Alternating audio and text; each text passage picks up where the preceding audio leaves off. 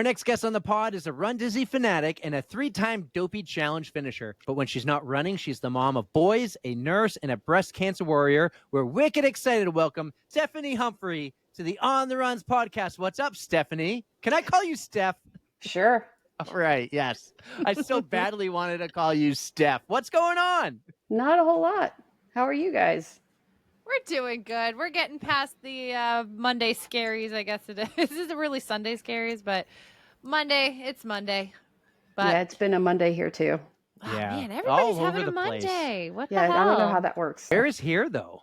So I am located in Orlando, Florida. I am really close to Magic Kingdom cast member parking, and I can watch Magic Kingdom fireworks from my backyard. Not what? Yeah. I should have put this in my intro. I wrote down first, you are Mickey's neighbor. And then Yep. I was thinking, well, no, I'm going to change it up. You really are Mickey's neighbor. How Do you want to awesome is redo that? Yeah. Our next guest on the pod is Mickey's neighbor. No, but holy cow, you can see the fireworks every night. Yep. Can you see Tinkerbell like flying off the Magic No, not Kingdom? that close. Cinderella's? No. No. So fun fact, forced perspective, you know how they make forced perspective for the castle makes it look taller than it really is. Well, when you're driving behind Magic Kingdom, in the civilian world, and Magic Kingdom, the castle just blends in with like the street lamps and the light poles and everything. It's you have to know what you're looking for to see it. Oh, wow. It's nuts. I don't think I ever really would have noticed or realized that, So That's interesting. I'm actually a creeper. I Google map everything, and I've Google mapped this before. And like residential life is really close to a lot of these places, including the Magic Kingdom. So you're in one of those neighborhoods behind it. Yep. Like you can hear like probably the construction and everything going on, and Not that. quite that close. No? So if you, not to be too public. I'm looking at a map right now. Tell me. Look for Lakeside Village Publix Shopping Center. Lakeside Village Shopping Center. It's a good thing you like Disney, but like living so close. Was that strategic for you guys Yes. to move there? Oh, awesome. Yes. So I'm originally from Virginia, and my husband is from West Palm Beach, and we met when we were both active duty in the Army Okay. in Texas. And so we moved around a few places. Our last duty station was actually Tampa, but the one before that was Savannah, Georgia. And then we moved down to Tampa, and we've always said we wanted to live in Orlando or southeast of it. And you guys picked the perfect spot. Yeah, we moved to Tampa. We settled down and made roots in Wesley Chapel, and we built a house we built our dream house. And then COVID hit. He lost his job in the airlines because he was a brand new pilot. I was a nurse in the ER, and ironically, ER shifts were a little bit hard to come by, and at first. Yep, and I had just graduated from nurse practitioner school, and so eventually we just moved to Washington State for a year and a half, and then when we came back, we moved here. Very nice. Well, first off, thank you for your service. That's amazing that you guys did that. Yeah. Well, thank you for paying your taxes. I guess that's the least I can do. I don't know. But by the way, that is quite an incredible place to settle down. Yep. By the way, greatest TV show of all time, personal opinion, but it's the right opinion, is ER. Oh, you think so? Yes. Absolutely. I was really into I'm still into really into Grey's Anatomy and Scrubs. So I don't know. I haven't seen ER in a long Scrubs time because they actually consult a lot of actual medical professionals, and they have surgeons and doctors on set to make sure things are very accurate. I learned that when I listened to Fake Doctors, Real Friends on the podcast. I thought it was more like a comedy show. It is, but it's accurate. Yeah, it's very accurate. Is it? He's okay, a real cool. JD. Well, I can say ER was the same. I don't know if they consulted doctors, but I watched I've seen all 15 seasons. Loved ER. Nice. It's so good. I still will watch it randomly on YouTube or something. But Steph. Welcome to the pod. Yeah, we're all over the place.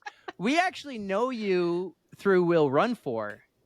That's correct, right? Yes. they introduced us to you. How do you know them? I was listening to Rise and Run, which they have, the Family Feud going on, and yeah, they still don't know what fake cheese is, apparently. No, I'm going to be Switzerland in this one, okay?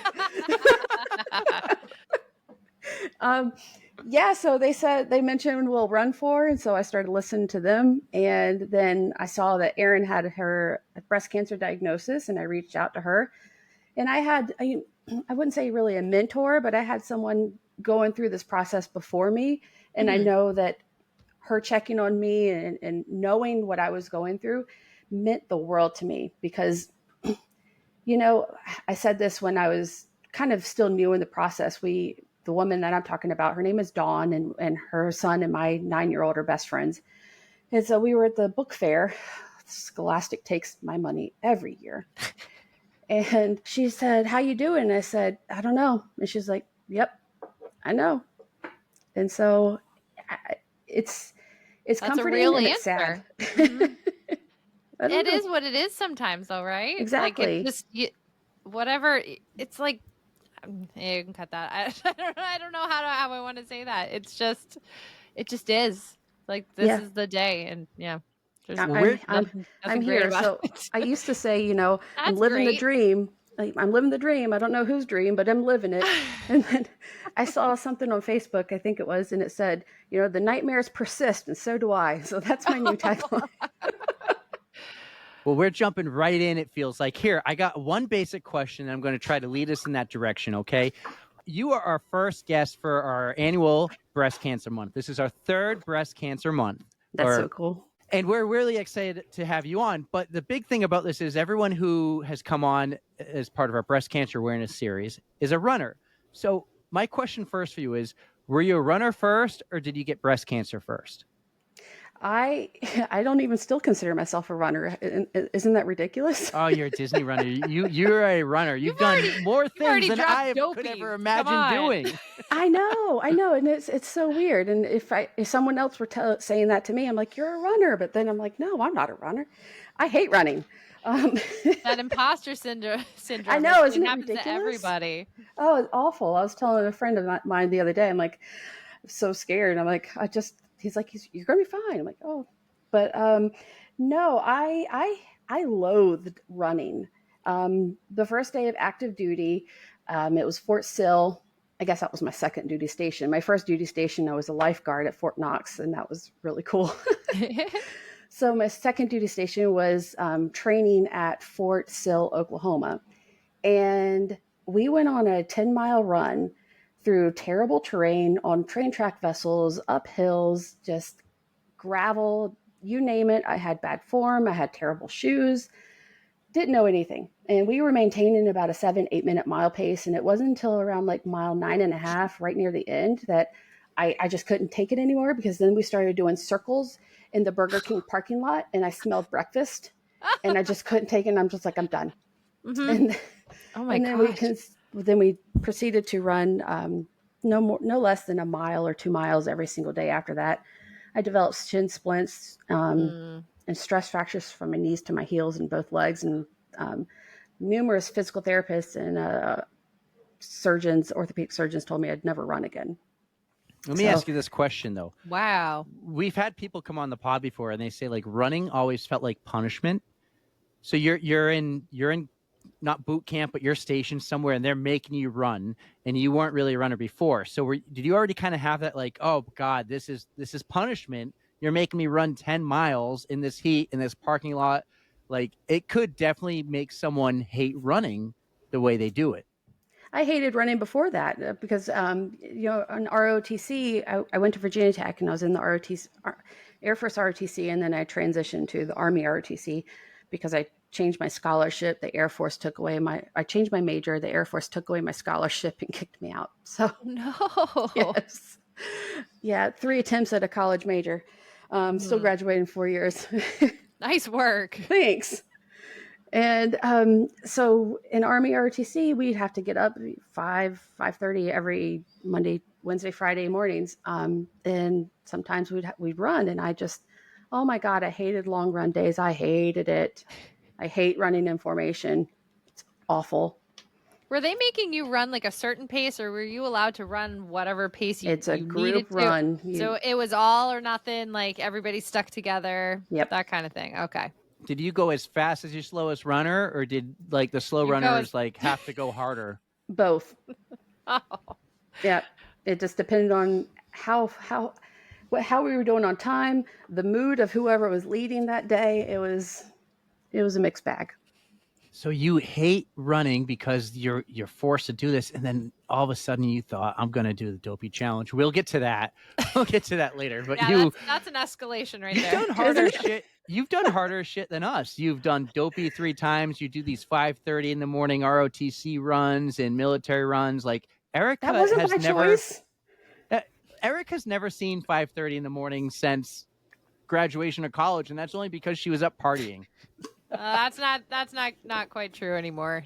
The 5:30 a.m. happens a lot more often with running, with races. So not voluntarily though. Let's put it that way. There you go. So at some point this has to get better though. Like you're running and you're probably feeling well. No, you just told us you went through all the shin splints and the plantar fasciitis and the PT. So yeah, running really did a job on you for a little while. It did. I was gun shy about running. For 2 years, I had to swim the run portion of my PT test in the Army. And it wasn't until I was deployed and we had a small little gym and I worked on my gait and I was able to do intervals. And I was introduced to Jeff Galloway back when he was recommending like a 1-minute walk interval. That's how long I've been obsessed with the man. And I diligently worked on my gait to be a 4-foot striker instead of a heel striker, because I just figured, as many times as I've tried to defy physics, it's never worked for me. But if I'm like landing on my heel, you just imagine like your body's like a pogo stick and you land on your heel, you're having to fight the energy that is propelling you backwards so you can go forwards. And so it's just exerting so much more energy. And so I've been able to keep the shin splints at bay. I keep KT tape in business and icy hot patches for my back. Fair enough. So that deployment was December 2009 to December 2010. And it was during the deployment that I picked up a triathlon magazine and I was like, oh, well, this looks fun. I might try that when I get back stateside. And so summer of 2011, I suppose. No, I waited until 2012 because my husband was deployed. We married in summer of 2011. Then he was deployed to Afghanistan and I did a triathlon when he was gone. And so I still hated running. Still hated it. You're so much more badass than Erica ever will be. Honestly, yes. She'll never. I keep trying to get her to do a triathlon. She won't do one. What triathlon did you do? It was a local sprint in Savannah, Georgia. That's awesome. Still more than me. I won't do it. It was fun. I entered in the novice division and I took second place, I think. Excellent Not work. a big deal. Podium finish. Well, way to go. When's the Ironman going to be? Well, I attempted an Ironman, and I still have a little bit of a vendetta to settle with that one. Oh, no. Oh, that sounds like a good story. Oh, yeah. I'd stick to the Dopies. that would be me. You've done so much cool shit. All right, so eventually you do land in Florida. You kind of gave us the little lay of the land there, how you became Mickey's neighbor, which is so cool. Next time in Florida, I'm coming to say hi. Probably the coolest thing we've heard. That's one of my flexes. So you actually I'm just going to go to Disney Springs for dinner. That's a regular occurrence. Amazing. Dude. Oh my God, that's so cool. Something that I call it my little my pro tip, and I don't know if I should share it because share it with me. Nobody listens to this podcast. No one's ever going to know. All right. It's just me and Erica here. Just between us three. I love Disney World, by the way. I'm a huge Disney fanatic. I don't ever go, but I love it.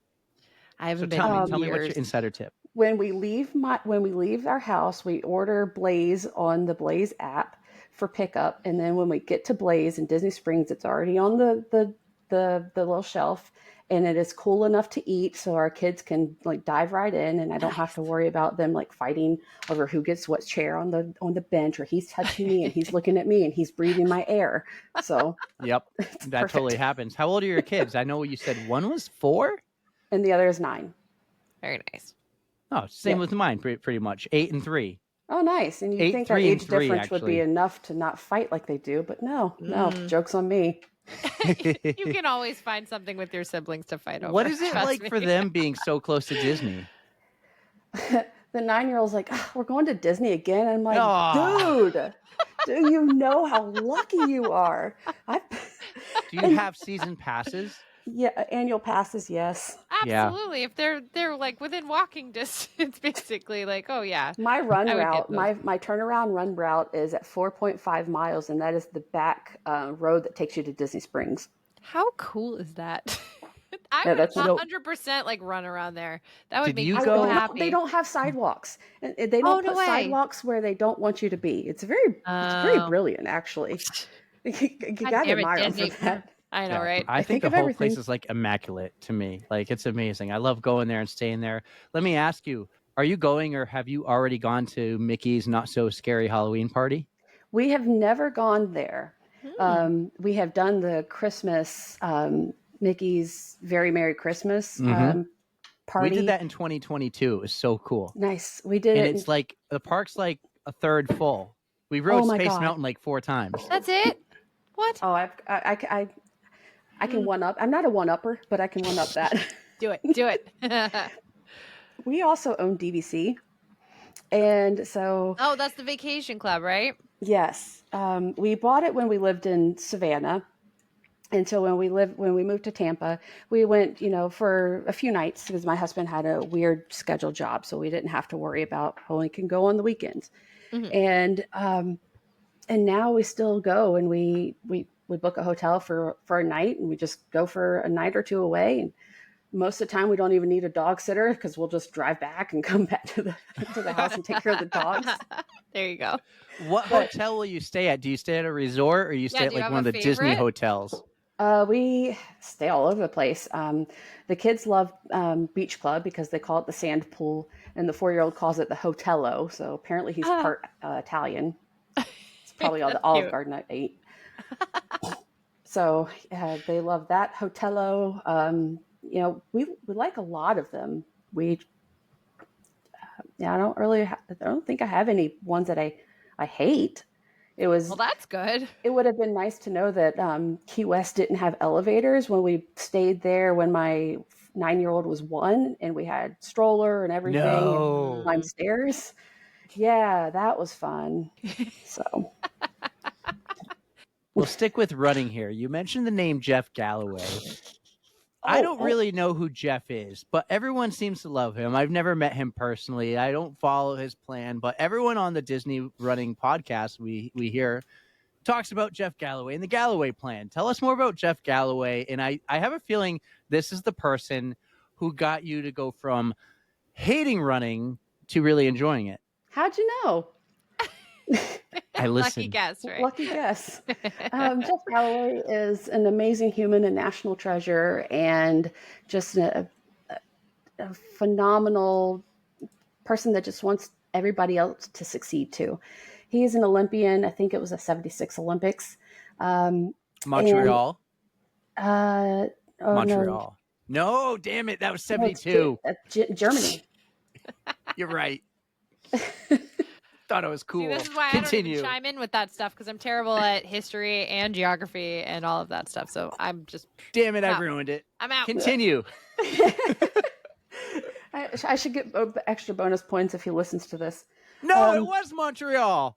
Oh, then it wasn't the 76 Olympics. It was the one that was in I Germany. know my shit, Erica. Look at me go. Fair enough. Maybe I'm wrong. Maybe I'm Staying wrong out on of the it. year. Staying out of it. Well, look up Jeff Galloway. See when he was I at the will. Olympics. I will. But keep going on Jeff Galloway for I'm me. sure Steph is right with her year at least, or where you said he was Germany, right? So Quite going sure with because that. it was I'm on when the Steph's bombings happened. Jeff Galloway ran in the 1972 Olympics as a member in the 10,000 meters. Yep. Good for him. My bad. Sorry, Jeff. But that's incredible. Yes. Yeah. So he owned a running store and was trying to get more people to start running, and then realized that if he could incorporate planned walk breaks, then people would finish distances they didn't think they could. They could go a little bit faster. Recovery was a lot quicker. And so he's, honed this beautiful scientific method backed up by thousands and thousands of data points, and I'm such a data nerd and love the data behind everything. And so his magic mile, you run a mile at your fastest pace that you can, and then that predicts all of your race times, your finish times, and then it tells you, your intervals, what you should train at. And I'll be damned if that thing is not right on the money. Really? Yeah, exactly. Okay. Yes. It is every time I run a magic mile or I take my marathon PR and then I do the magic mile and it lines right up. I'm like, oh my God. So that's cool. It is. I'm a very data driven person too. I'm in the sciences and I love the numbers too. Yes. And we actually have a group around, like, it's a local group in like Londonderry, New Hampshire. There's like maybe 15, 20 people who gather on the weekends and they do the Jeff Galloway method, and they may have different intervals that work for them, but they all just gather and they do X amount of miles. It's long run day, and they just do it at the same time together and support each other. So I'm totally on board for the Galloway method. I think it's great. It's phenomenal. And it's the only way that I can run without, seriously breaking myself. So I'm not proud of my second Dopey finish, but I forgot about it. How do you forget about Dopey? But you said finish. Yeah, well, it was ugly. It was an ugly finish. It was Christmas, and my husband's like, well, you've got your race in like a week. I'm like, no, it's like a few weeks. It's like months away. He's like, Stephanie, it's like in 2 weeks. I'm like, oh my God. Oh no. Oh no. Like, it's like trying to cram for like, the SATs or something like doesn't really work for races. Oh no. No, like, so I was like, well, I guess this is a way to put the Jeff Galloway method to test it out. Truly. Yep. So I finished. Man, that was ugly, and I do not suggest it. 0 out of 10 stars. Do not recommend. Still counts as a finish, though. It does. You gotta own it. That's perfect. It does. So how's this work? I'm on his website right now. Do you get personal coaching from Jeff himself? Does he have a team? Is it like they send you instructions? So there's two options. He has a program director as Chris Twiggs, and he's my coach, and he's also a phenomenal person. And or you can sign up with e-coaching with Jeff Galloway. So Chris Twiggs is a little bit cheaper, and so I signed up with him. And he's trained by Jeff Galloway. He follows Jeff Galloway method. So I was like, it's practically the same thing.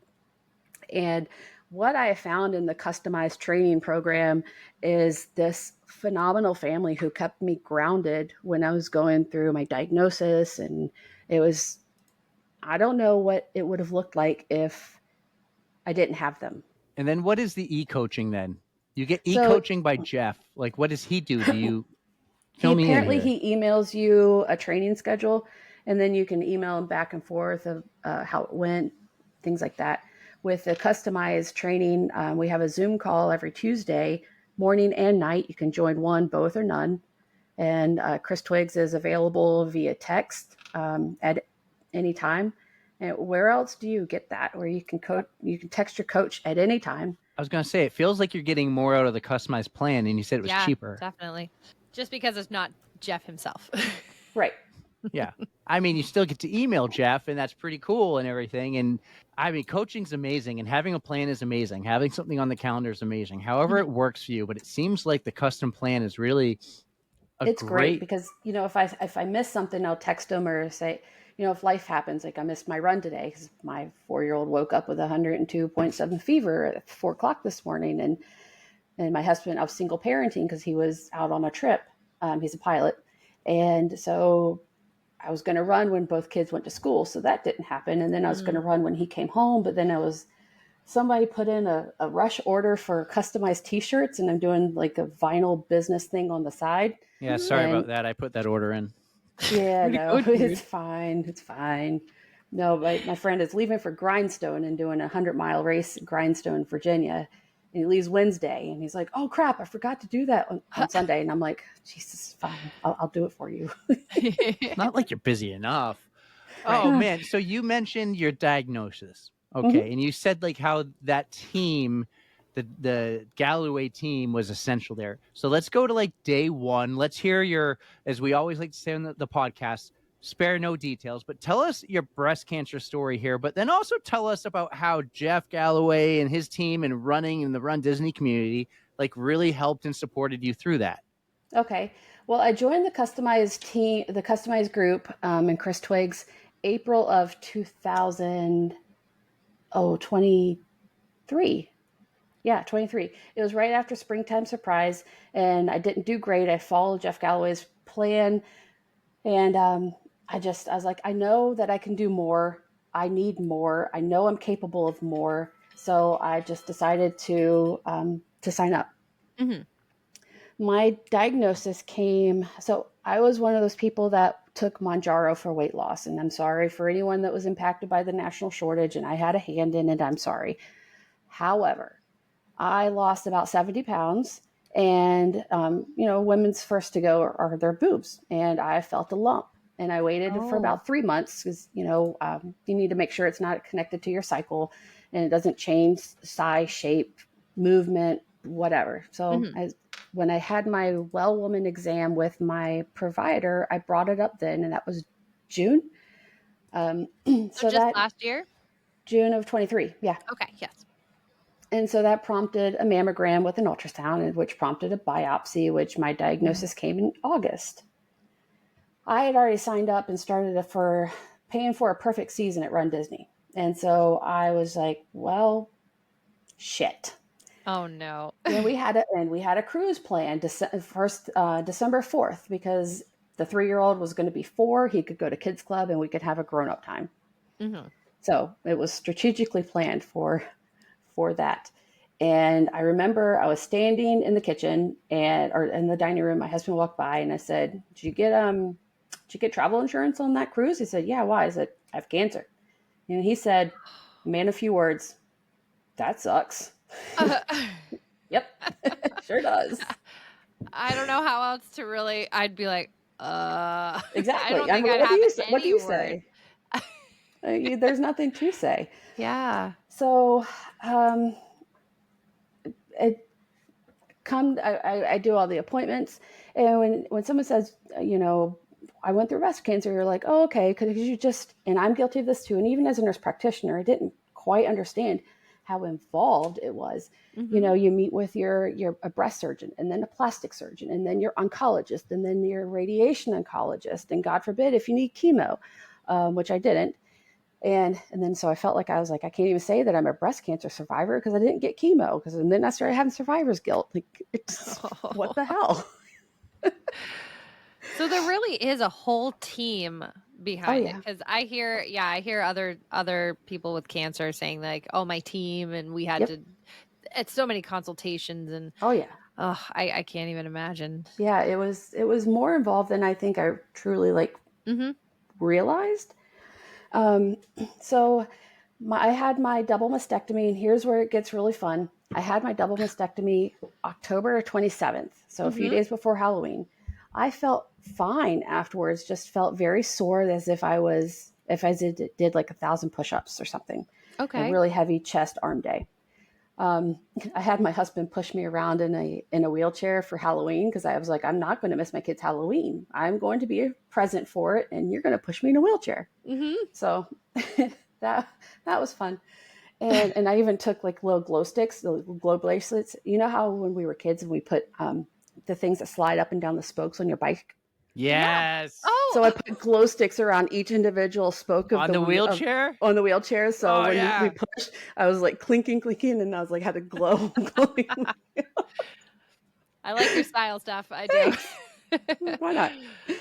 So it was the Thursday after my mastectomy. My mastectomy was on a Friday, and I asked my provider, my plastic surgeon provider, can I walk the wine and dine races? Because I paid for the wine and dine races, all 3 of them, and with the 5K to do with my 8-year-old, now 9-year-old.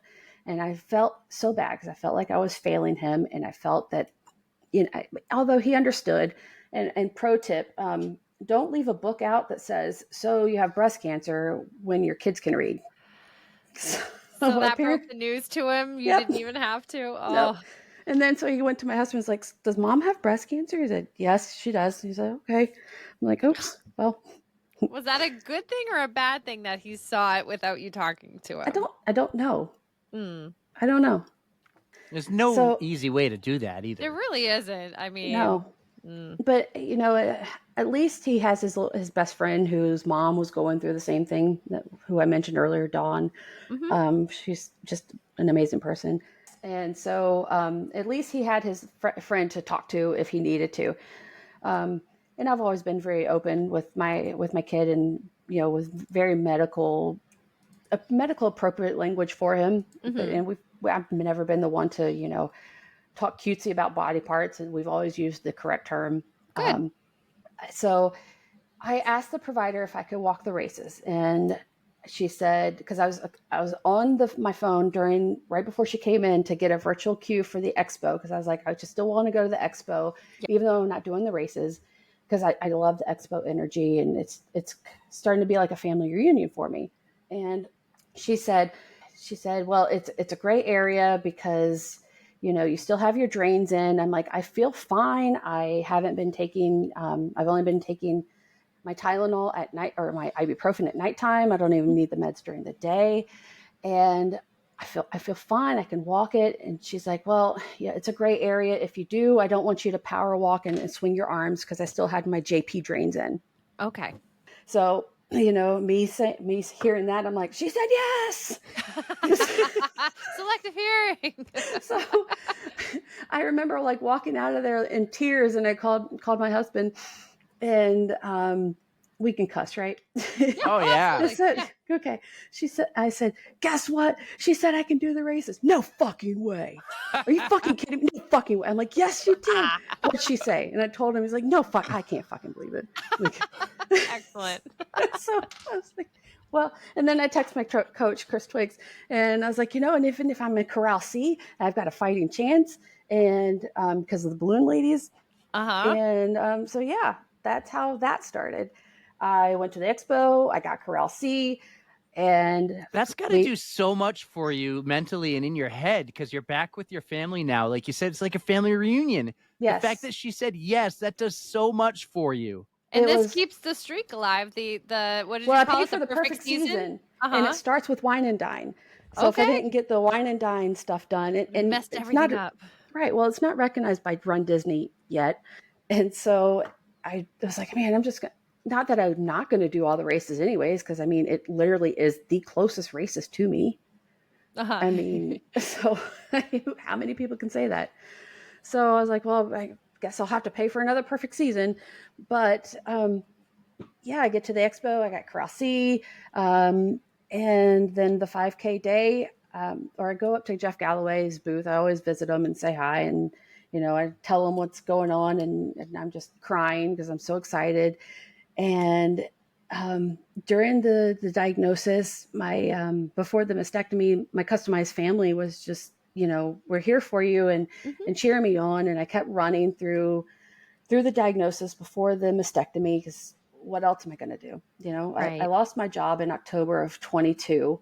I had a job lined up in December, but they took that away in March. So I kind of went into a little dark place, and I just kept running. Did you have insurance? Well, my husband, I have, so True. All of my breast cancer is considered a condition from my deployment. So it's covered under the PACT Act. So it's covered. Okay. So thank you for paying your taxes again, because all of my cancer treatments are being taken care of by the VA. Anything I can do, Steph. Anything I can do. Yeah. Explain. You said it was considered part of your deployment? Well, it's considered a condition related to being deployed and being near burn pits and toxic areas. Oh, because we didn't even talk about what kind of cancer you had. We know it was breast cancer, but was it a specific type? Was it actually caused by those? Well, no one can really know. They are assuming that all the reproductive cancers are related. If you were deployed to some of the austere locations, Yes. then yes. Damn. Just Well, Steph. can't prove it yes, and you can't prove no. Okay. Well, but at least it's I covered. guess that's reassuring that you're covered, Yes. especially without a job and everything. Like that's super reassuring. Right. And then my husband has insurance through his job. So, so I guess it was, a blessing in disguise because I was able to concentrate on not worrying about a job and being able to go through these surgeries and all these appointments. So rewinding back to Wine and Dine, I just decided on the 5K that when I'm getting up near the start line, I'm going to say hi to Riley Claremont because he usually does stories with people. And I say, yeah, I'm walking all the races and I just had a mastectomy 7 days ago and I still have my drains in. He's like, I'm sorry, what? Right. And then he says in Carissa Galloway, Jeff Galloway's daughter-in-law, and John Pelkey, they're the race announcers on stage, and they're just like their jaws drop. They're like, wait, what? So 7 days ago. 7 days ago. That's pretty badass. I'm not gonna lie. I can't say it would be something I would do, but I mean, if I got the doctor's go ahead, you better believe I would have done it too. Yeah, well, it was a gray area. Great, yeah. Gray area. She said yes. They said yes. She said yes. You can walk, but take it easy. Yeah, exactly. I'm like, okay. What time of the year? This must be November, and you November. said it's a 5K. 5K, and then the next day is a 10K, and then the next day was a half marathon. And you're going to walk all 3. And I did. Yes. And how did those go? Like, fine. It was fun. Perfect. Like you weren't sore from doing the 5K and 10K and the half the next couple of days. Like no. How the valves and the drains and everything work out? Fine. I had the JP drains. They're tubes that are coming out of your body, and they are attached to bulb syringes where it works on negative pressure. So you squeeze the bulbs, you connect it to the tube, and as it fills with fluid, the bulbs expand. Mm-hmm. And so I had them pinned to a bulb belt, and then I had an abdominal binder wrapped around just to keep them secure so they wouldn't flop around like, deflated boobs. Kind of distracting while you're trying to do these races. Yeah. Mm-hmm. So that was how I did that. On my plastic surgeon appointment, I said, she's like, well, there's some people that just get so winded and exhausted just walking in their mailbox. I'm like, sure. But I'm sure you don't have a whole lot of people that run a virtual marathon the day before their mastectomy either. And I did. So it was my long run. So. Not a big deal. Good for you. She's like, well, I was like, so. What did they say after? You go back to the doctor's appointment, the doctor who says, okay, take it easy, you can do it. And he's like, yeah, she said yes. What was her response after? I didn't tell you could. Really? I didn't say that. You didn't say no. And I'm like, yeah, but you did. You said it was great. I would never say that. So being a medical provider. Being a medical provider myself, I know that she's probably like trying to cover her tracks. And oh, definitely. Yeah, so I was like, whatever. I didn't have any problems with it. I still got my drains out the week after, which is 2 total weeks where rarely people get it out that quickly. Oh. So, I mean, nothing bad happened of it. So whatever. So. Well, that's great to hear. And it's good to hear that your body recovered enough that quickly where you didn't have to keep them in for so long. Yeah, those are painful. I hated those things. What's the average time that somebody would have to have those in? 3 to 4 weeks is the average. Oh, wow. So you did half the time. That is great. Yeah.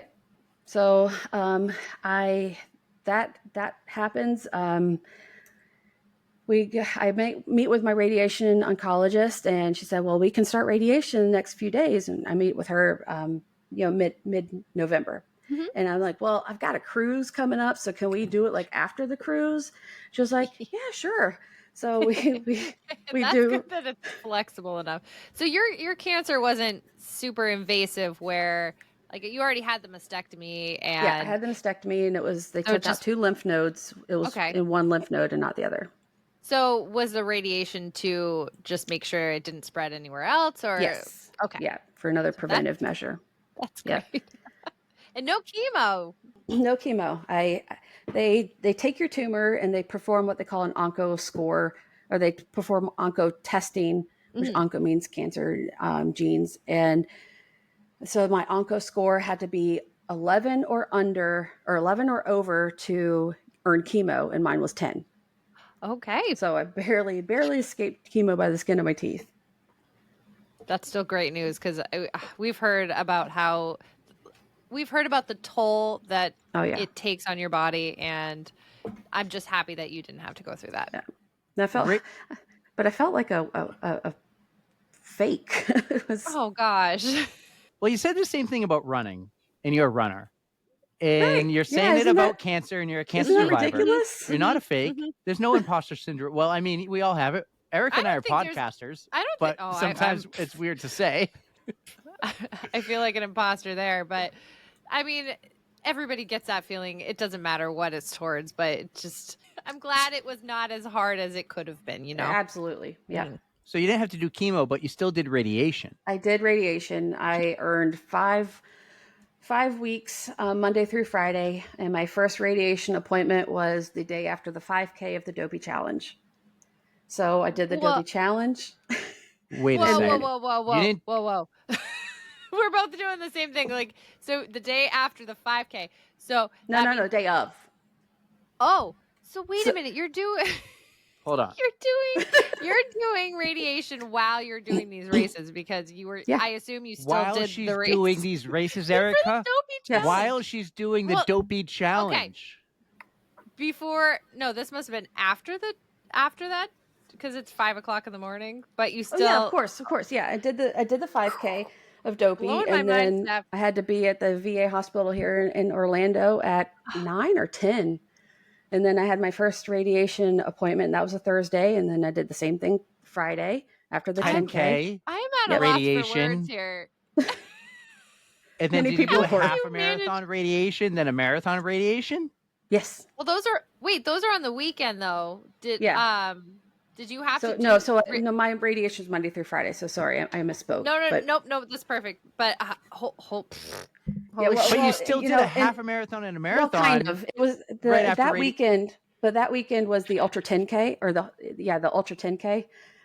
It was the half marathon that the course got cut because of weather. So it was the half. No, you were still going to do it.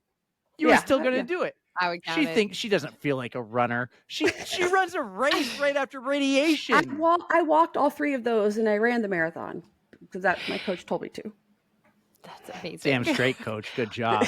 All right, so you had radiation after you did this 5K. My mind is blown. What did it do to your body? Like, how did it make you feel? And were you prepared to do? So it didn't hurt you enough to hinder you during that 10K? No, it was the first. It was the first. The radiation doesn't get more intense until later on. Do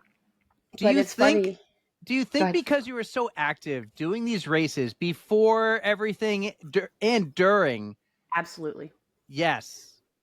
Absolutely. That's why I wanted to keep doing this, because I feel like it's so important going through any sickness to stay active. Absolutely. Mm-hmm. Yep. Active recovery. I know it's sometimes hard to get your body to do that, because sometimes you just don't feel well. But if you are feeling well and you can, go for it. I'm blown away. My mind is blown. Oh, it gets better. Oh, yes. All right. So radiation during the Dopey Challenge, that you're going to say, well, it wasn't really a Dopey because they shortened the race. Bullshit. Still Dopey. You still were going to do it. And I know for a fact, a lot of those runners went and finished their half marathon later that day or early in the morning. Mm-hmm. I didn't. Well, sorry, but you have a little bit of a pass.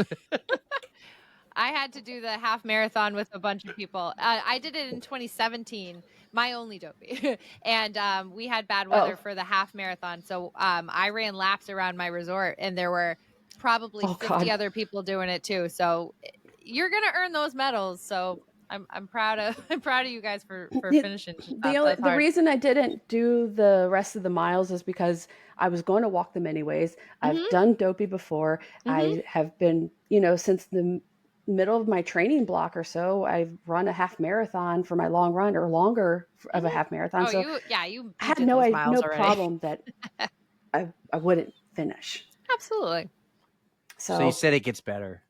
Yeah. Spare no details. Fill me in here. So let's see. So that's Dopey. So middle of February, I suppose. I went up to Jacksonville for the Donna Marathon to finish breast cancer, and I did the half marathon, and I'm calling that my PR. People are going to laugh, but it was 2:32 on the nose, and I don't think I'll ever be able to do .00 ever again. But that was pretty fun. Good timing. I don't think anyone's laughing. Well, that's respectable. It's going to be those people that are saying that nobody else belongs in Boston. They don't listen to this podcast. Touche. Honestly, they probably don't.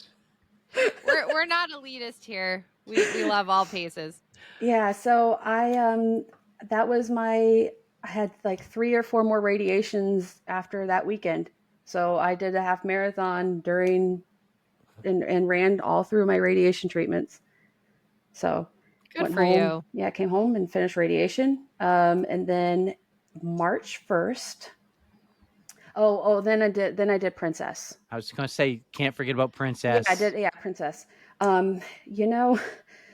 That's probably my least favorite weekend.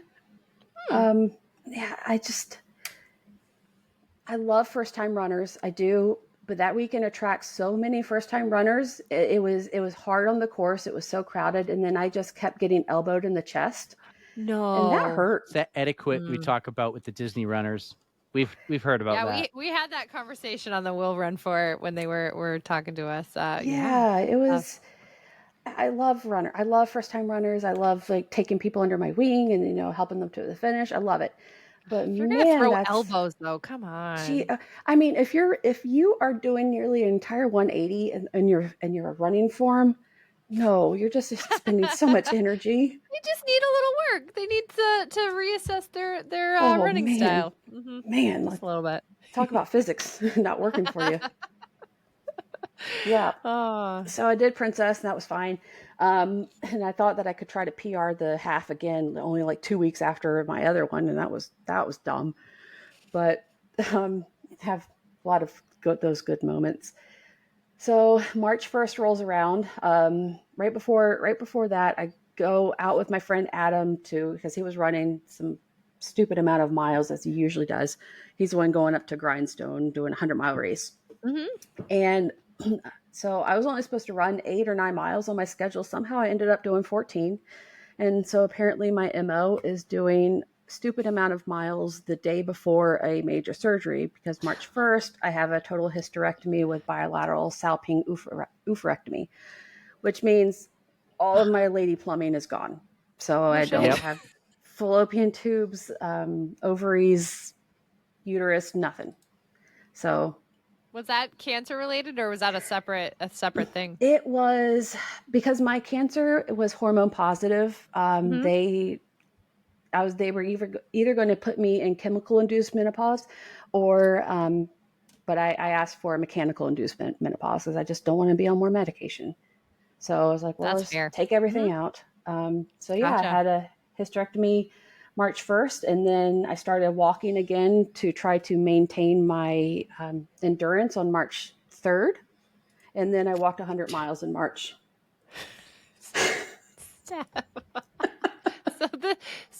So you. My mind keeps getting blown. Your resolve you put it on paper is incredible. And it looks terrible. Your resolve is just incredible, but like you said, that the walking, it's helping you recover. It's the active recovery. So I'm here for it. And I asked my GYN surgeon, I'm like, can I walk? And he's like, running for 6 to 8 weeks, you can walk. What do they know? Because I had, because I have a half marathon weekend. I have the Jeff Galloway weekend in Atlanta on St. Patrick's Day weekend. He's like, well, you can't run. I'm like, okay, I'll walk it. And I said, so any caps on distance? He's like, nope, I just walk as fast as you're comfortable. Okay. So 100 miles in March, you're just and I didn't walk a half marathon in Atlanta. I just, I did 6 miles. I don't remember. 6 miles, I think. Walked 6 miles. I don't remember, but that's still incredible. I'm just blown away. Your resolve is great. Like, just we call that hard-headed around here. No, and this is all less than a year. Like you That was March this year. You felt the lump in April after the weight loss, and then you had. Let's see. No, I felt it in February-ish. Oh, right. So yeah, I waited a few months before I brought it up just to make sure. But from the point of bringing it up and getting like testing and diagnosis and everything, you never stopped. No. You kept going. Why? Right. That's the best answer. Why? Why stop? Why? Yeah, so let's see. That's March. April is the Run Disney. Talking this year now. Yeah, still this year. April is the Springtime Surprise Run Disney. I paced the race announcer John Pelkey for his first 10K finish, and oh my God, that was what an honor to be able to pace somebody, to have them trust you, to take you to take them to the finish line. I'm so proud of that man. Oh my God, I loved him to death. That made me cry watching him cross the finish line. I cried. Aww. And then the 10 miler. How did that happen? How did he like come to you and ask you to do it? We got to talking during the Jeff Galloway weekend because he was there, and he just mentioned it, and he said I really like running with people because I can talk and it gets my mind out of things, and I just mentioned I can pace you for whatever race, and just kind of beautiful disaster, if you will, I suppose. So yep, that's awesome. And I'd like to think that he thinks the same, but I think he and his wife are becoming very close friends. Great. So I love them. They're great. So maybe he's just using you because you're Mickey's neighbor. He lives around here too. So at this point, did you keep up your perfect season? Yes, I did. I finished the last of it, or what? I don't even know how many. Four race weekends. Wine and Dine, Princess, Springtime Surprise, and Dopey, right? Was that it? Yep. So I bought the silly sash. It says perfect season, and own it. I did a perfect season. Perfect season with cancer. Yep. That comes off. That sounds weird, but you got the perfect season with cancer. Well, I mean, if you want to split straws, I mean, I didn't have cancer anymore. So when that we know of. When was that official? Got a point. The mastectomy. Okay. So yeah, it's not like a test later. No, not yet. I mean, I'm sure I'll get some scans at some point down the road. But yeah. So during the whole cancer thing, we did genetic testing to make sure, because my paternal grandfather had pancreatic cancer. Mm-hmm. My dad had prostate cancer twice, the second time being right around that 5-year mark where you should be clear. He got it again. Actually, he's just finishing up the second treatment now. And then his sister, so my paternal aunt, has pancreatic cancer. In my mind, I was like, well, I have the BRCA gene because all of those are cancers related to a BRCA mutation. Yep. BRCA mutation or having a BRCA gene is very, very rare. But I mean, it gets the most spotlight, if you will. Mm-hmm. So it's been discovered that I have a mutation of the von Hippel-Lindau gene, which predisposes me to cancers of brain, adrenal glands, which are the glands that sit on top of your kidneys, pancreatic cancer. I think my oncologist said retinal cancer. So, oh wow, fun, yeah. Oh no, yeah. So that's awesome. And it's a autosomal dominant gene, so it's probably guaranteed that my boys have it. I know that's gonna make me cry, so I'm just gonna kind of gloss right over that. So I'll get them tested. We won't dig, don't worry. Well, I was just gonna ask, like, what are you gonna do He'll then? Ask, yeah. What happens, sir? Do you realize she doesn't want to talk about this? Just kidding. You can talk. It's fine. I'm quite okay being vulnerable. It's a tough subject, yeah. Knowing all this and knowing what you just been through, what's next? Well, let's see. I've got a lot of races on my calendar to the point my coach told me to stop adding things. It's so bad. Are you going to go through for the perfect season again?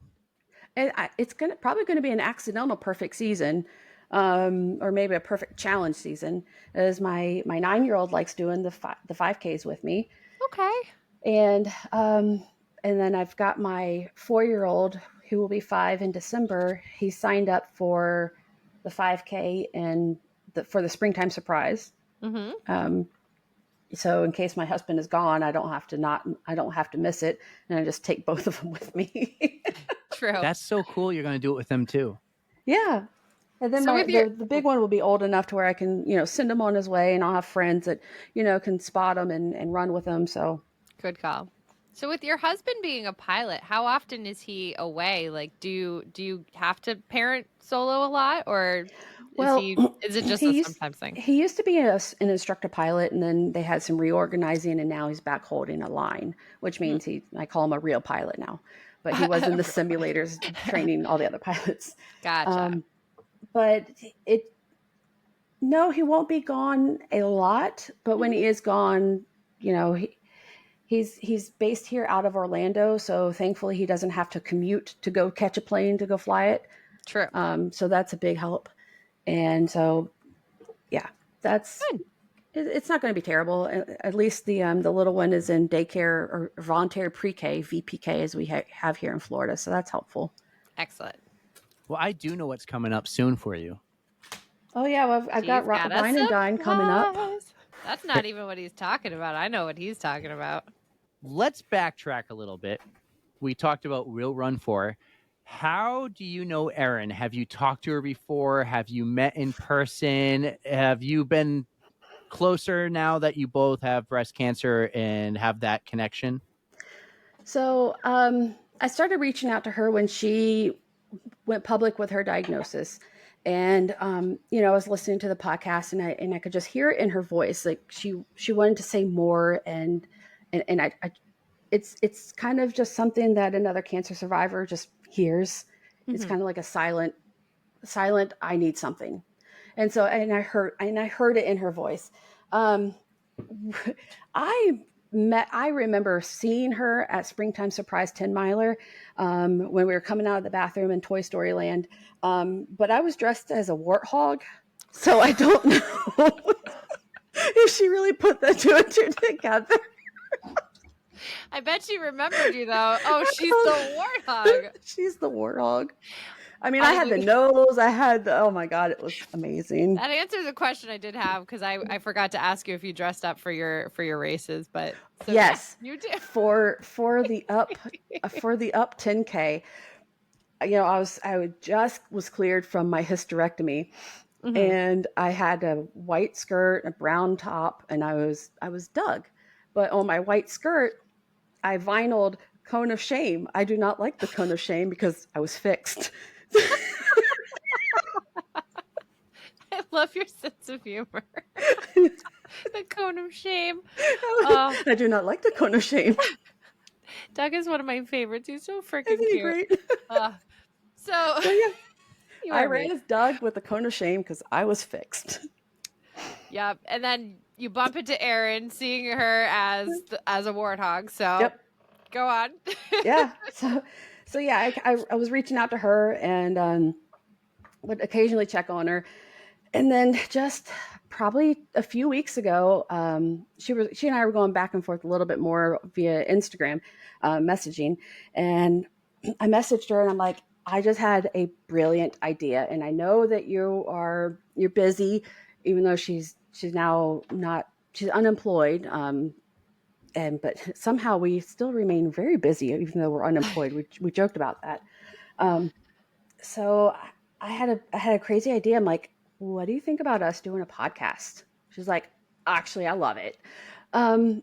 She's like, I didn't want We'll Run For to turn into to a cancer podcast. And I'm like, I completely understand. And I hear that in your voice. I hear that you wanted to talk more and you need somebody that understands what you're going through, understands the importance of running and just gets it. And she's like, I love it. So we've just kind of run with it. And our first episode will be debuting, I guess, the day this airs on October 1st. That's really? so exciting. Yes. So have you already recorded it or you No. No? So we are recording on September 19th. So if you're listening right now, it is October 1st. This is the first day of our breast cancer series. And after you listen to this episode, go check out Stephanie and Aaron's new podcast. Does it have a name? It does. I'm wondering if we're going to get any flack for it, but it's called Pace Yourself. It's just cancer. I love it.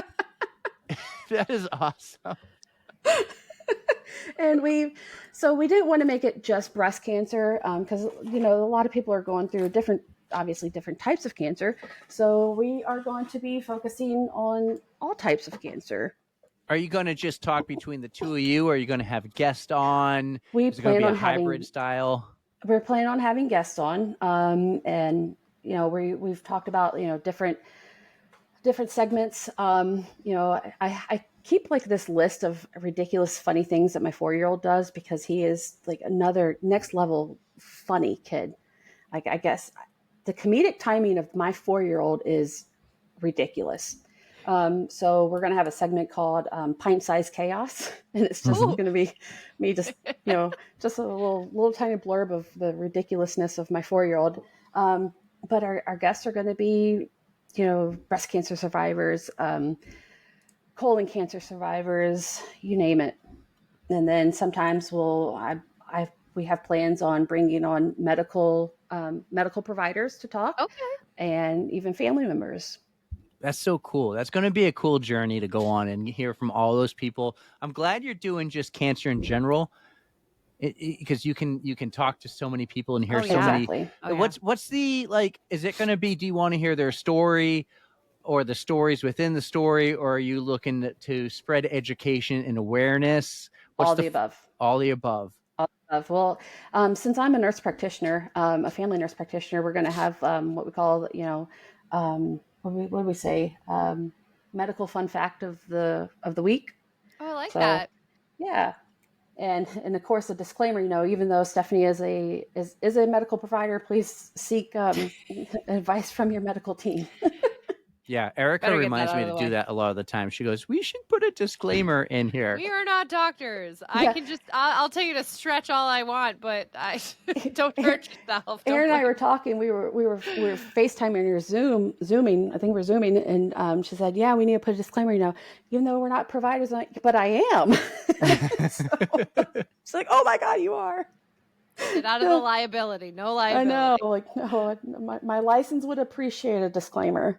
So are you guys going to pin Michael to edit this, or how's that going to work out? That's the rumor on the street. That's what she's volunteered. Well, I know a guy otherwise. I think he's been voluntold. Yep. There you go, Michael. I was going to say I know a guy if he doesn't come through. Oh, I think we know a lot of guys. So you've actually been on quite a few podcasts I've checked out. You're not new to podcasting. You'll just be new to hosting. Are you excited? I am so excited. I was talking to John Pelka the other day, and I'm like, part of me is like, nobody's going to listen because nobody really cares, and we don't have anything that anybody's going to care to listen to. And then I said, but that really sounds stupid because the feedback that I've received and the support I've received from all the other podcasts I've been on has been overwhelming, just so incredibly amazing. So I think that, Aaron and I are going to fill this little niche that hasn't been explored in the way we're doing it, I think. Mm-hmm. I like that. Yep. I'm so excited. And she and I will, we'll talk about our training and how's it going and, how it's affecting, how our treatments are affecting our running and our training. And I'm on the tail end of treatments. I'm just awaiting my final surgery for what I'm calling my Lululemon boobs. They're going to be small and athletic. Your Lululemon boobs. You can fit in the nice little cloud bra. I like those. I'm going to be able to run with a medium impact bra, and that has never happened in my entire life, and I am so excited. And your sports bras are going to be so much cheaper now. I know. I don't have to have the gigantic granny straps, the big wide straps. So That's the one thing I like about my small boobs is that it's like you can get the cute patterns and the cute like prints, and you really don't need that much support. Like, right, yeah, right, good for Eric. you, Lululemon I boobs. can't contribute to this. Hey, you got your My boobs might be bigger than Erica's, though. They might. We haven't measured. We haven't compared. I don't think we're going to. Not anytime I don't think your wife would approve. And we're done. Yeah, I joke. I'm like, so am I allowed to go shirtless now because these aren't my organic boobs? Like with Good question. right? Are you gonna push? Because I don't even have and any nipples because my tumor was too close to the nipple to spare my nipple, so it's just Well, like shit. blank Barbie boobs. This is all you, Erica. Random story. This has nothing to do with boobs, but we were talking about how we run with our hands and like how some people like grip really hard. I run with Barbie hands a lot of times, like I get just because I don't know, my hands just don't go in a fist. Nice. I would match. I think you. I run like a velociraptor. My 9-year-old would be very proud because I have like little claws and I'm just like grabbing the air like I'm trying to like claw my way through. Everybody's got their unique style, and it works for you. Go for it. Even sometimes it's like I look at my hands and I'm like, rawr. You make the most of it. That's all you can do. Exactly. But that's good. Surgery's almost done for you. Then hopefully this is the end of your cancer journey. Hopefully. But is it really the end? Are you No. or do you go into remission and you just So I've been in remission since the mastectomy, and it really didn't hit me until somebody said, people just throw around the word mastectomy, but it's truly an amputation. Oh, absolutely. And it didn't hit me until I heard that, and I'm like, well, damn, you're right. Like, people are like, oh, mastectomy. I'm like, and so I'm like, yeah, also an amputation. When you put it like that, I mean, it does. It carries a little bit more weight, doesn't it? Oh, absolutely. Yeah, that was a little sombering. So yeah, I've got follow-ups.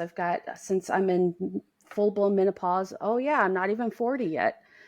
I'll be 40 in a few days after this airs. Happy birthday. Thanks. Yeah, so I get rid of my baseline mammogram turned into my last mammogram. Oh. I mean, that wasn't even my baseline. That was a diagnostic mammogram, so that turned into my last mammogram. And then I got out of it without having to have any more pap smears ever again in my entire life. So I mean, that's not trying to look at the silver lining. The fact that like what it took to get to that point, right? There's got to be an easier way. Yeah, so I'm in full-blown menopause, and that has been the hardest part for me. So it's just adjusting to everything new that's going on with your body, like it's throwing you out of whack. I have to be on an aromatase inhibitor, tamoxifen. I'm currently on anastrozole for the next 10 plus years of my life. Wow. And so that causes muscle aches and joint pains, and I just kind of feel run down like flu all the time, still trying to run. And I'm just, the brain fog is just awful. And then I'm also, thank God, the hot flashes were absolutely awful. At nighttime, I couldn't sleep. I was getting about 1 or 2 hours of sleep. And then finally I was able to get on this medication called Veoza. And I forget the generic name, but it acts on the temperature control center of your brain. So it is like basically took my hot flashes down to basically nothing. Like during the day, I could tolerate the hot flashes, but then it started taking away my sleep, and I was just unbearable. I hated myself. I mean, your body is so tired anyways, and if you can't get a good night's sleep, it just it runs you down even more, and it was snowballing. Cycle. It was terrible. Yeah, that's awful. Well, I hope that you can navigate the new you, and I hope that it treats you right. It sucks that they have all these new medications that you have to take, but I just hope that it works with you and eventually you start feeling more like yourself. And but I really do have to commend you for just staying active through this whole thing. It can't be easy, but you're just still pushing through. You're just trying to get back to where, I don't want to say that, find a new normal. Yeah. Every 6 months, I've got to have an infusion to help prevent osteoporosis because my anastrozole causes bone loss. And so I just had my baseline DEXA scan last week or so, which was normal. So I have the side effects, like, oh my gosh. It's I know. Just, they're helping yet they're hurting. And what do you do to combat this? And there's another drug and just, Yep. So fun times are had by all. I'm so sorry that you had to go through this, but you just seem so strong, and thanks. We're rooting for you, and I'm so excited for the new endeavor that you and Aaron are going through with the podcast. So we got Pace Yourself, It's Just Cancer, and that's what the Instagram handle is, correct? Yes, excellent. It is. I'm gonna be checking that out for sure.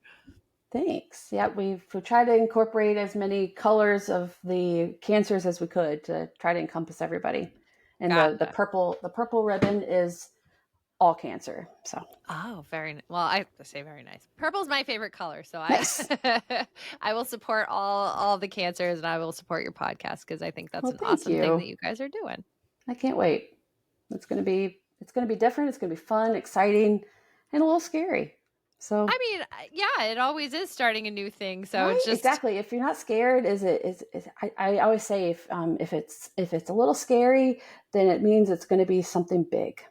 Of course, yes, and it's worthwhile, and you guys will find your groove. It'll take no time. I mean, Erin knows what she's doing with the We'll Run For thing, so she's going to bring her energy. How lucky am I to have an experienced podcaster with me starting out on my starting out with me podcasting too.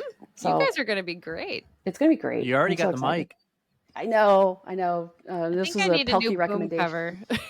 You need a couple things, and you already got them. You need a mic and headphones. You need a name and a logo. And then you build an identity. Awesome. That's what you do.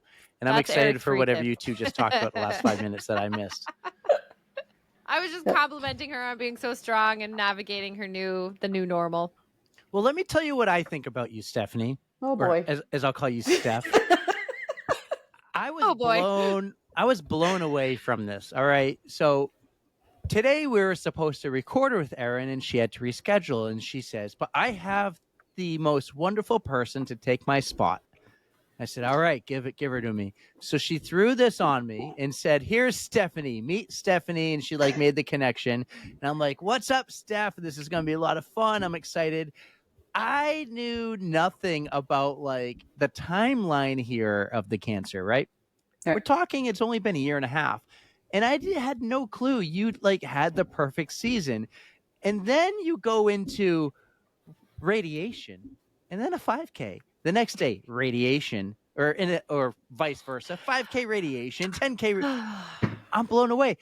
Do you remember how we opened this podcast and you go, well, I don't really consider myself a runner? Yeah, I know that was going to come bite me back in the ass. All right. There's people out there who aren't doing anything remotely close to you the same day as radiation or a week after surgery. It's funny you say that because when I finished radiation treatments, my radiation oncologist I normally tell people when they're starting don't go doing anything. You're going to be sore. Not sore. You're going to be exhausted. You're going to be tired. Don't do anything go out and run a marathon. But you did. I'm yeah, and a few half marathons too. Your whole team's gonna listen to this and be like, "She's bonkers, that one." And then after wild. You do it, they're gonna come back and go, "I didn't say you could." No, but you didn't say no. She was so supportive and amazing, and my radiation oncology team actually even recommended me to be a guest speaker for the a breast cancer awareness fair at the VA hospital. So wow, that was fun. That was really cool. You just keep impressing me, Steph. This whole episode, I was impressed. This is a lot of fun. Like I said, it's our third year doing the annual breast cancer awareness series. I don't have much I can ever contribute to it, right? Because I really haven't been affected by cancer in my life personally. or even like outside. I've know a few people who've had it, and most of them all have beaten it. And I'm just like a believer in you're going to kick ass and beat cancer. But we decided to do the series because someone one day was like, oh, I know someone you need to talk to on the podcast, and she had breast cancer. And that's where it started. So there's a lot of words and a lot of terminology and a lot of booby talk. And I'm just like, I'm gonna lean back and let you guys talk about that. But I feel like it's really important because the running community is so supportive, and the cancer community in that within that running community seems to be even tighter. Right. Absolutely. And it's important for anyone, whoever is going through this, to stay active and to keep doing their normal life, everyday things, because it's not over. You don't have to stop. You just have to act and take action and beat it. And you exactly did that. You didn't stop. You kept doing everything you were doing, and you didn't let like a doctor saying, I don't know. She's just listening to her body, and her body said, hey, I can do this. So. You're like, well, not everyone here does a marathon the day before surgery. Like I do. Okay. Yeah, exactly. I did. Badass. So I have the virtual bib pinned right there. Yeah. Love it. So I feel like this is an important month every year because nothing's over. You're going to tackle this. The running community is so cool and so important, and they're so supportive. And it shows everyone we've had on how impactful the entire community has been. And the message, I think, is just keep doing it. Keep going. Don't stop. Why not? So I call this the in-between. I can't control the diagnosis. I can't control my treatments to an extent. I'm medical, so I'm going to follow evidence-based medicine and do everything they recommend for me. I can't control the doctor's appointments and that, but I can control what happens in between. I can write that story. I can't write the other parts, but I'm in control of the in-between. Well said. I love well it. Said, I Steph. love it. This has been a lot of fun, but we have two final big questions. They don't really end up ever being the final questions. We have these two big questions. We do them every episode, not just breast cancer, but I'm going to go first. Okay. We have the Code Brown commandments. I don't know if you noticed on our logo, the little running poop emoji, his name is Stooley. And a Code Brown, though, isn't necessarily crapping yourself, right? A Code Brown could be something you probably run into in Florida on occasion, an alligator during your run. A Code Brown could be terrible chafing and how to like avoid it. And so the Code Brown commandment is exactly that, how to avoid a Code Brown. My favorite, this is mine, is diaper rash cream cures chafing overnight. We have some people who might be like, hey, leave no trace or nothing new before race day. Do you have a Code Brown commandment to share with us where thou shalt do or not do something to make their run more enjoyable, to avoid the Code Brown, to avoid any oh crap moment? How serious do you want it to be? It doesn't need to be serious. It can be all over the map. We got some good ones. Like, don't wear gray leggings while you exercise, like, because the sweat marks make you look like you peed yourself. Yep. So that's an example, but go wherever you want with it. Well, I run by myself, and I to beat the Florida heat, can't beat the humidity. To beat the sun, I'm sometimes hitting the road at 3:00 in the morning, depends on the distance. And so I call that, stupid early or run Disney early.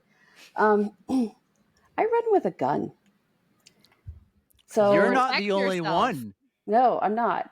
And I have a concealed carry license. I've got this running pack that I got from Amazon. It's phenomenal. And it's a little Ruger 380 with hollow point bullets. So when it hits its target, it explodes.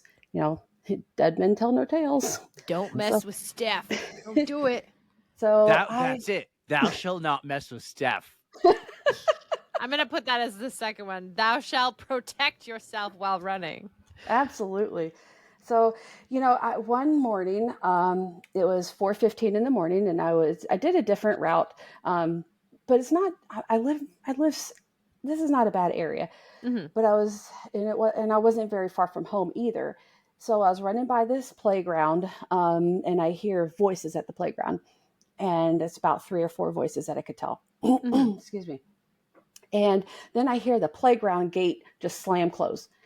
I'm like, okay, well, that's weird. And then I hear the kid, and it sounds like prepubescent kids, maybe, in and out of puberty or so. Yeah. Like, who is that? What is that? That's a person. I'm going to chase it. And this teenager starts chasing me. Oh, God. And I guess this is where you know what you're made of. And apparently I have balls of brass. And I turn around, I stop, and I yell, "Stop, I have a gun." And thankfully this kid believes me. And he's about like 200 yards away. And he's like, "Okay, I'll go." Oh, and then he runs back to his delinquents. And then they start yelling and profanities at me and calling me, derogatory names. I'm like, okay. But oh my God, it still lives with me because I could have ruined his life that day. I could have changed his life, changed my life. And thank God he believed me. And I have pepper spray with me too. I have non-lethal means as well. Yeah. But me saying, "Stop, I have pepper spray," doesn't quite carry the same weight. No.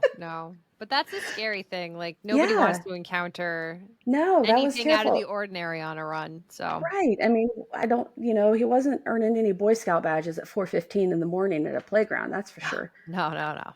So that is a perfect one though. And it applies to not only women, but men also, just anybody in general. Just protect yourself. And absolutely. hopefully you don't need it. Yeah, we know a few people up here in New Hampshire who run with guns too. So, and that was talked about quite a bit about 2 years ago. So shout out Justine, who definitely talked and advocated a lot of women are just running safety, and she runs with one all the time too. So we know a few.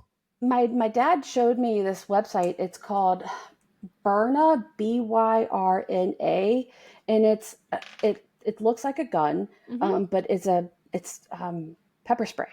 And so it's legal in all 50 states. So if you can't get a concealed and carry, or if you're not comfortable with a gun, with a real one, then you can carry this, and it looks formidable. So it'll scare the shit out of somebody. Exactly. And it gives you a couple extra minutes, if you need it. So that's actually, I'm going to look that up. They're a little bit expensive. But your safety, it's exactly. Yeah. Can you put a price on that? So is a funeral. So there you go. Yep. So that is a perfect Code Brown commandment. I totally love that one. Thou shalt protect themselves. Yep. Thou shalt not mess with Steph. Thou shalt return home. Yes. All return home. But to kind of flip things, I guess my question's a little lighthearted. So we have a Spotify playlist, and we like to invite our guests to add songs to it. So do you have a song that you are totally into at the moment that you would like to add to our playlist? My theme songs throughout this journey, before cancer, I was doing triathlons, and I was like doing one every weekend, and that was "Girl on Fire" by Alicia Keys. Ooh. That was always my pre-race song, and I had to hear it before the gun went off for the race. But right now it's Rachel Platten's oh my God. Is it Fight Song? Yes, thank you. You're welcome. Yes. Yes. I don't think we have that one either. So you know what? I'm gonna give you both. That one's a good one. And then Jelly Rolls, "I'm Not Okay." That brings me to tears. Yeah. That one. I'm gonna give you all three. My friend sent me the Jelly Roll "I'm Not Okay," and she was like, "I just heard this in the car, and I just started crying." And she and I just get each other, and I was like, because I thought when I read that, I thought she meant it's another Jelly something artist. I'm like, how the hell did that make you cry? And then I was like, oh, I read it, and I Googled it, and I'm like, oh, okay, I get it. Me too. I'm gonna have to give it a listen, and I'll put it on the playlist for all of our listeners to hear as well. Awesome. Well, Steph, this was a lot of fun. Thanks so much for being a part of it. Your story is amazing. Just blew my mind hearing everything you've done in the last year and a half while battling cancer. So thank you for doing this. Thank you for being a big part of this. Good luck with Erin. If you need anything, if you have any questions, if Michael's a little too busy and you need some help, like, is it one last podcast question, but is it going to be weekly, bi-weekly? Do we know? Right now we're going to start bi-weekly until we get our legs under us, I suppose. And then if we feel like we can sustain weekly, then we'll give it a go. I love it. I'm so we pumped. we are just kind of just going with the flow and seeing how it works. You're going to crush it. You're going to crush putting it. a time limit on it because we're just like, it just needs to evolve naturally. Yeah. Well, you're going to crush it because I know the whole Run Disney community is huge and super supportive of both. They are amazing. Will Run Disney For. is amazing. Yeah, because of both Will Run For and Rise and Run, like Rise and Run and 3, 2, 1, Go. I can't leave out Carissa and John. Also, just phenomenal people. Yeah, you're gonna crush it. So good luck, have fun. Thanks. Yeah, looking forward to listening. Absolutely. Thanks so much, guys. Thanks for having me. Absolutely, it's our pleasure, guys. I really hope you enjoyed Stephanie Humphrey on the On the Runs podcast, part of our breast cancer awareness series. That was a lot of fun. Thank you, Steph. Have a great night, guys.